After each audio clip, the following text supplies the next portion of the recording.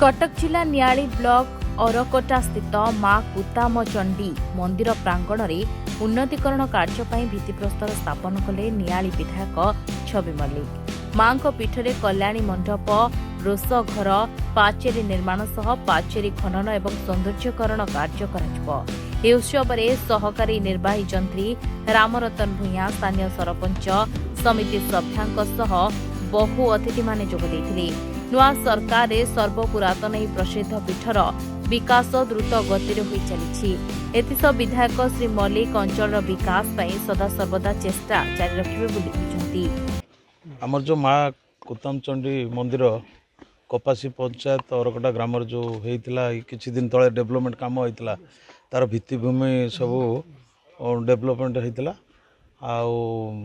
वर्तमान आहुरी किछि जो मु आगुरी कही काम बाकी रही जाइतिला वर्तमान आज जो शुभ दिहला गोटे कल्याण मंडप हम से सरकार योजन हम एठी जो निर्बंध होची बाहागर होची तो से सब करने सुविधा हम एवं लोक मैंने भी विभिन्न जगार तांकर मानसिक पूरण आसिक भोजी फोजी कर भी सुविधा हो।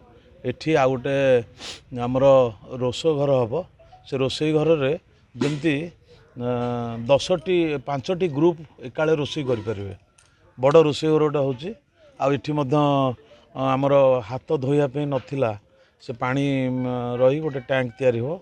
तो वर्तमान फेज रे वर्तमान कल्याण मंडप रोष घर आ पानी रो व्यवस्था करा तो समस्त जमी सुविधा हो से आज कराला। आ परे जो सरकार पुणी आसी 2 कोटी टंका से से पैसा अन्य कार्यक्रम हो। नियालीर विकासशील पुरुष मान्यवर विधायक इंजीनियर छवि मल्लिकर 1 मासर विरति पर 1 मास पूर्वर से इनागुरेसन करथिले।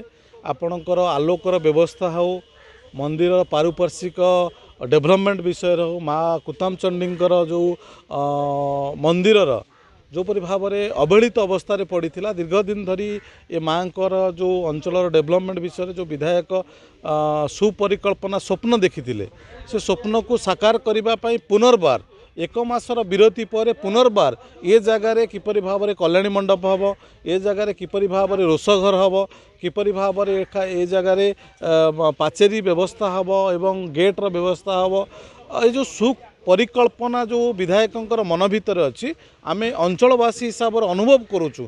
विकासशील पुरुष होउचंती नियाली अंचलर मान्यवर विधायक engineer Chhabi Mallick. Niali Kalandi Swain report Dinalipi live. Dinalipi live को एबे ही लाइक शेयर सब्सक्राइब करंतु।